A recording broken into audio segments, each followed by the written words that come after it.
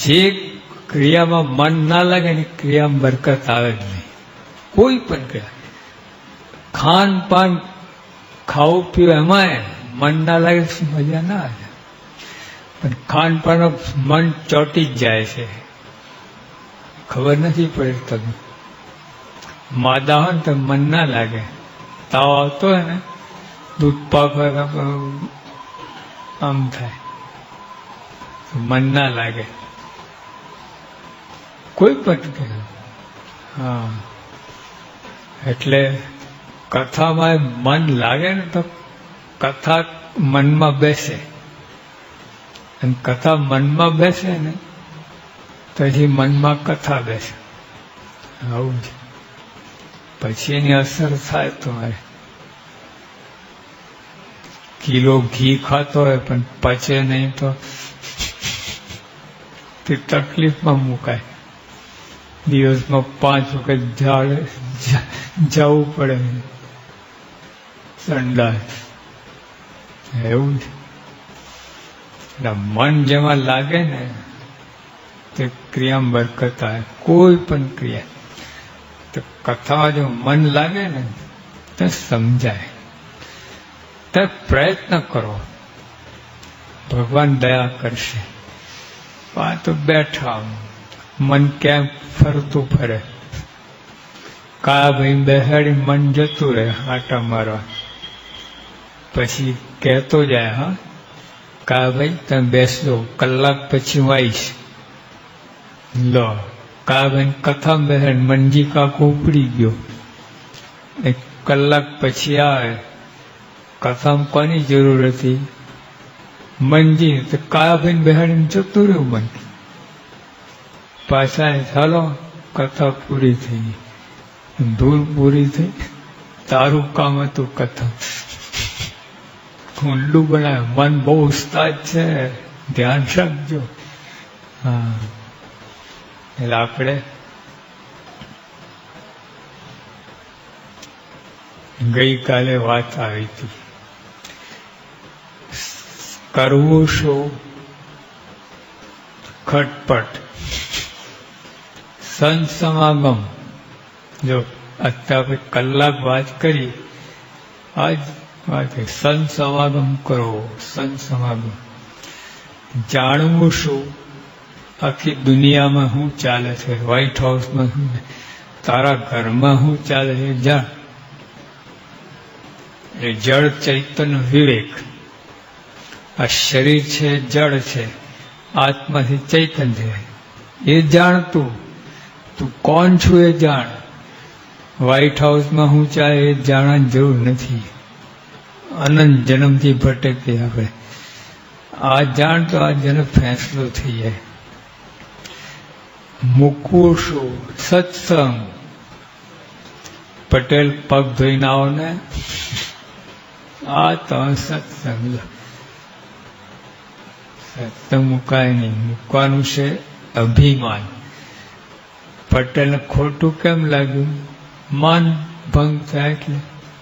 શું માન ભંગ થયા? પગ ધોઈને આવો કે શું માન ભંગ થયા? મને કહ્યું, લો તો તું કોણ હવે?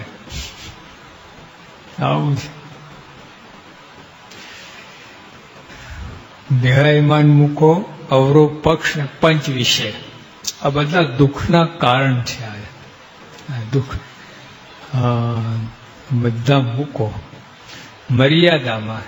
ત્યાં કોઈ મોટર ગાડી ચલાવે ના નથી પાડતા, પણ મર્યાદામાં. સ્પીડ લિમિટ હોય, પેલા બોર્ડ આવે ઊભા રહેવું છે, આ કરવું છે, તો કોણ ના પડે?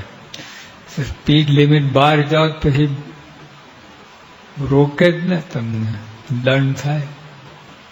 ઝડપની મજા,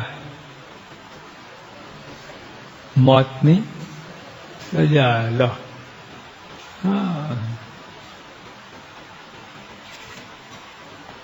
સમજવું શું? ભગવાનનું સ્વરૂપ.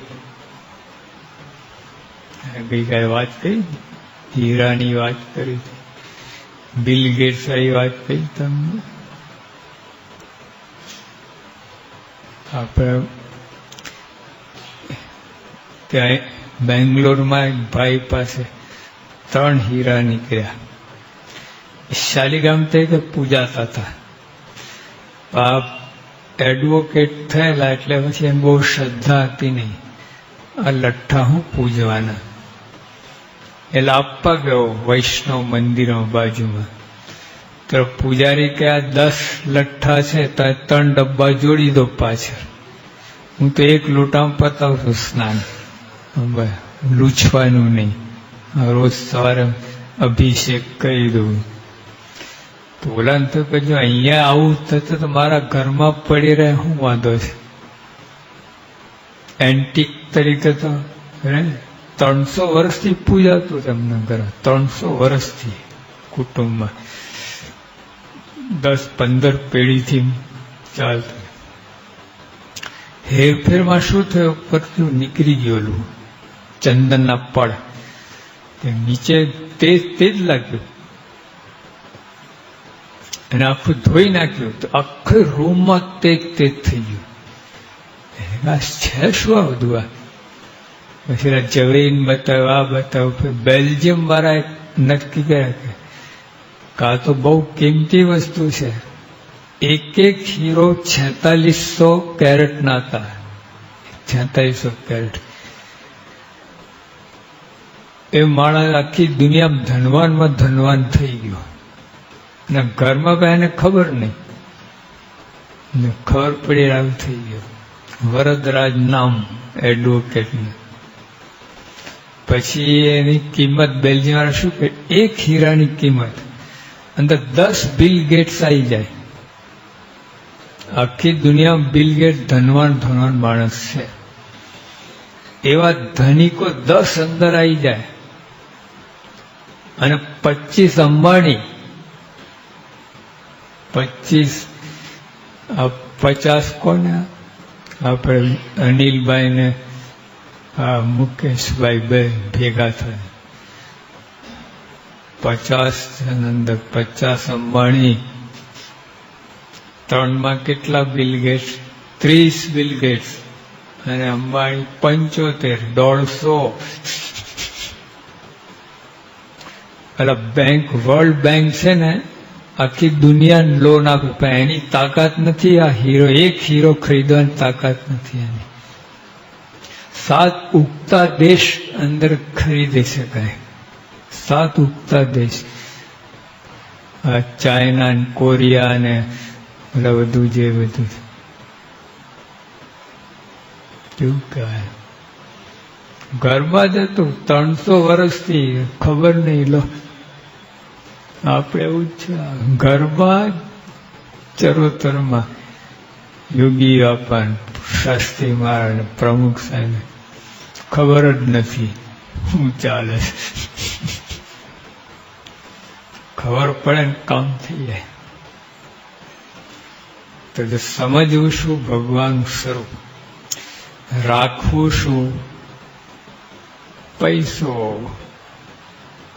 બૈરા છોકરા ભલે ટીપ એન્ડ મારે લાત તો રાખવા.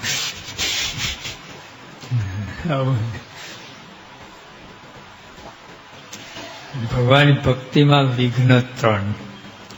પોતાના દોષ ના ઓળખાય, બીજા દોષ તરત દેખાય, પોતાના ના દેખાય, દેખાય નહીં. આવું શેઠિયાની વાત કરી, રવશિકા નીચે પાકીટ મૂકી દીધું, પોતાના દોષ દેખાય, બધાના દોષ પાછળ લખેલા હોય.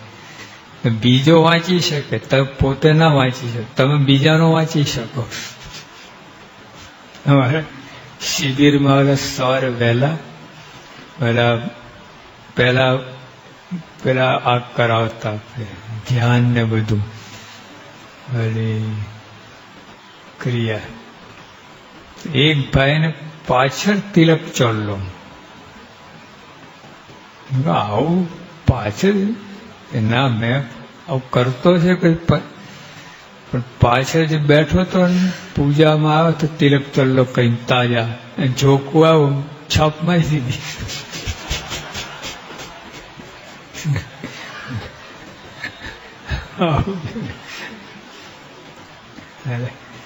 આપણા પોતાના દોષ ઓળખાતા નથી. ભગવાનના ભક્ત થકી મન નોખું પડી જાય. આપણે બધા અંદર બેઠા ને જરાક કોઈ સાથે વાંધો આવે ને તો કિટ્ટા લો, એટલે ભગવાનના ભક્ત સાથે કિટ્ટા ના થાય. તો ભગવાન ભક્ત સાથે કિટ્ટા તો ભગવાન સાથે કિટ્ટા થઈ ગઈ. શાસ્ત્રી મહારાજ છે ને બાળ મંડળ આમ સારંગપુરમાં હતા ને આણંદમાં હતા. પગ લાંબા કહીને બેઠેલા. 6 બાળકો આવ્યા. 3 બાળકો એક પગમાં ગોઠવાઈ ગયા, પગ દાબતા હતા સ્વામીના. ખબર પડી?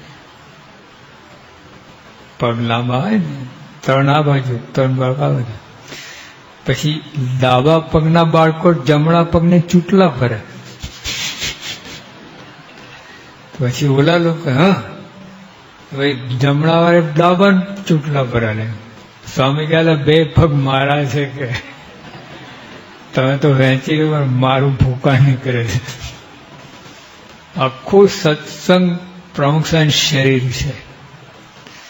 કોઈ પણ દુખાય તો પ્રમુખ દુઃખ થાય છે. હા, સમજવું પડે. ભગવાનના ભક્ત કી બેપરવાહી થઈ જાય. હવે એના વિના કઈ અટકી રહેવાનું છે એવું ના બોલો. કોઈ દિવસ ના હોય. બધાને ફેરવો સેવામાં, બધામાં. પછી એને ના કરવું એની વાત જુદી, પણ આપણે આવું ના થઈ જાય બેપરવાહી. હવે રહેશે, ચાલશે. હવે એના વિના કઈ અટકી પડવાનું એવો આપણો મનનો ભાવ ના થવો જોઈએ. તો વિઘ્ન આપણને છે. તમને સુખ નહીં આવે. સ્વામી બાપાની સેવા કરું તો સુખ નહીં આવે. હરિભક્તો તમારા બાપને વાંચે છે, ભગવાને વાત કરી છે.